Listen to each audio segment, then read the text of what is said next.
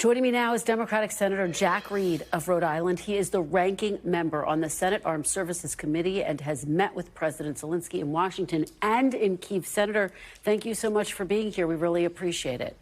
Thank you. I want to start by getting your reaction to the extraordinary turn of events today in the Oval Office.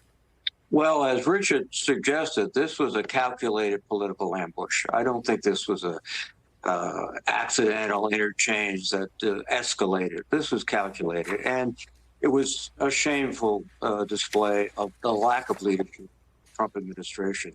The president did essentially what he did with regard to the Taliban. He surrendered.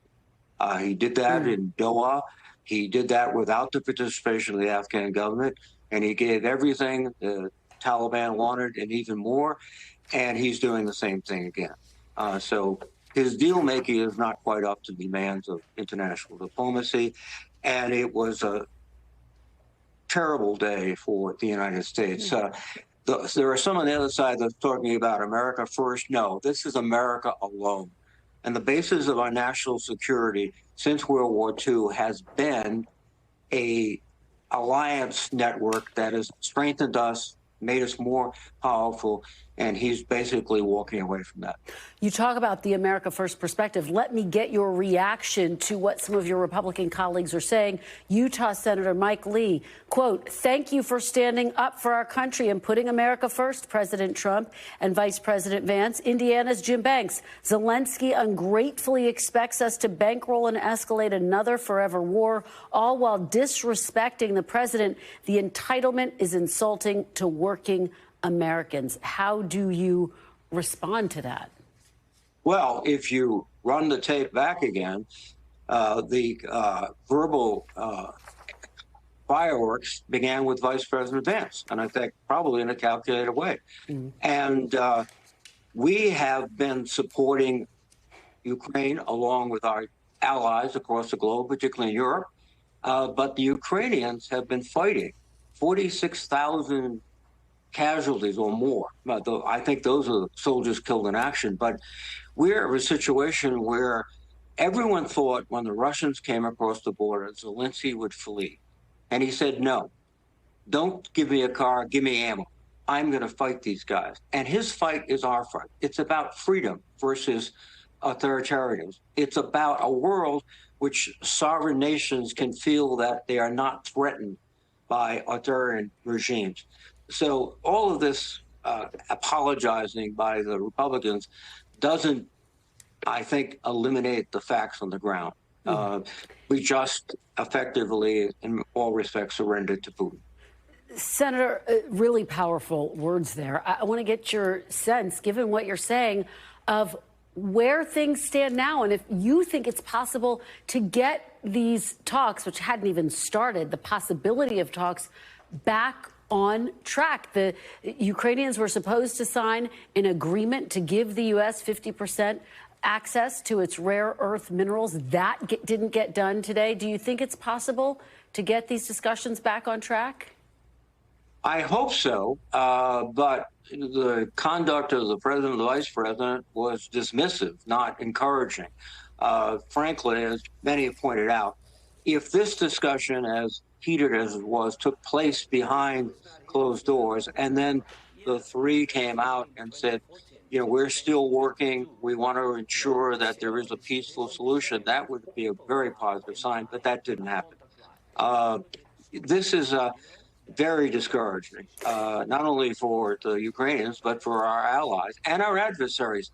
Not discouraging, I think they're encouraged, because if you're China looking across the ocean at the United States, you probably feel a little more powerful at this moment, because we don't seem to be standing up for what we say we believe in and who we say are our allies. Senator Lindsey Graham told reporters outside of the White House today that President Zelensky may need to step down if there's ever going to be a deal. Do you think that's the case? What's your reaction to your colleague, Senator Lindsey Graham? Well, I think, again, without President Zelensky, the Ukrainian government could have collapsed within the first day or two of the invasion.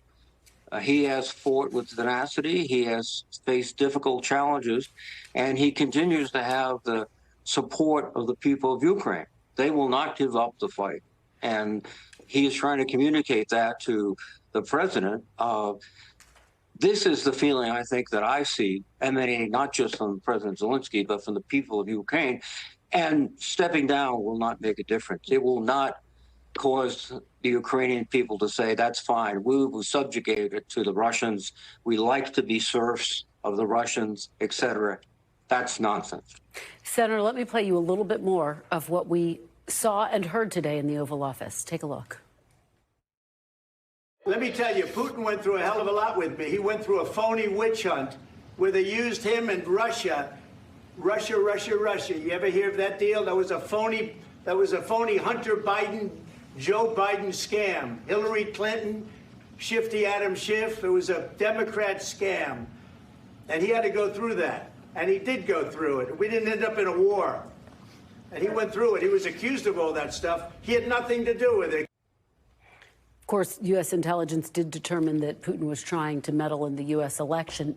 But, Senator, what do you make of him bringing up those old grievances and those comments almost seeming to defend Vladimir Putin?